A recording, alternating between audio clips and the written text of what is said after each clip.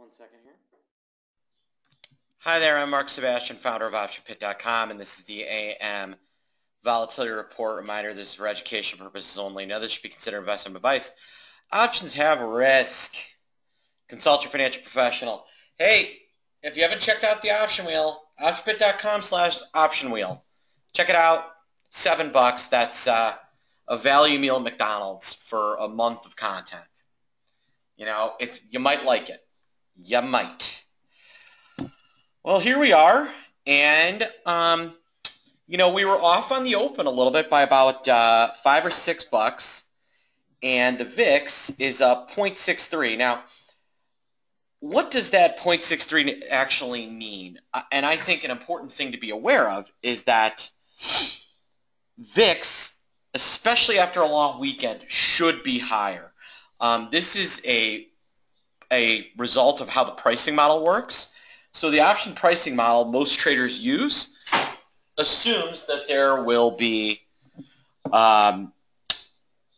decay every single day. Well, Saturdays and Sundays markets are closed, so that means we're decaying 7 days of a week over 5 days. So that's going to cause what's called the weekend effect in VIX, which is typically, you know, down here it's going to be 0.4%.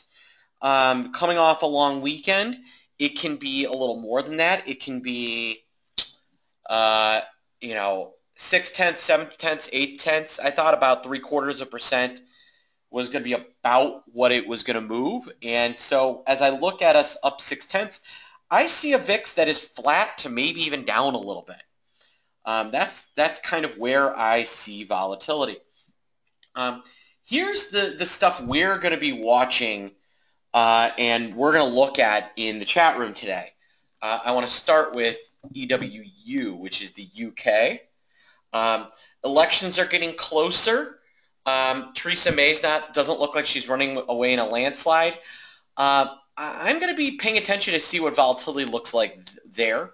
And with Donald Trump's tweets and some of the rhetoric coming out of Germany, I think we have to look at EWG and say, you know, is there a play there? That is going to be another piece that we watch.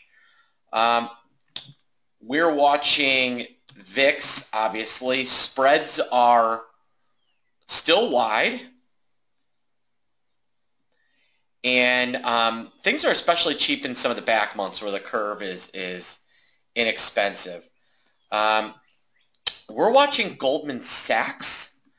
I'll tell you, I don't know what they were thinking when they decided to underwrite bonds for a totalitarian dictator, but it is a combination PR nightmare and potential huge loser to them. Whoever took that risk, I think, should be out of a job. I think this speaks poorly of some of their decision making, and goes toward, when you see green, how it can turn markets red. So Goldman is down significantly. On top of that, we do have some Fed interest rate policy that is affecting the financials, making things even worse for your Goldman Sachs's. Finally, we're going to look at SPX. Is there a viable bull call spread that is developing? Now they're off the weekend.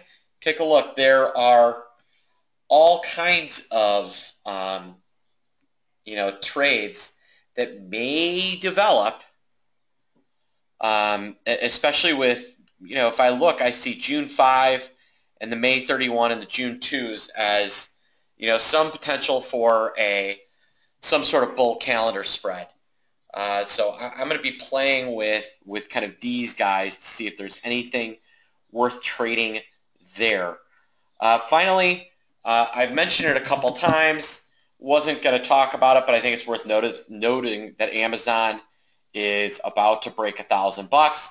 We have put on a couple of different interesting little trades in our chat room around Amazon reaching $1,000, and I like the way those are setting up today. So traders that maybe followed along with me on that one, just be aware that that trade's performing.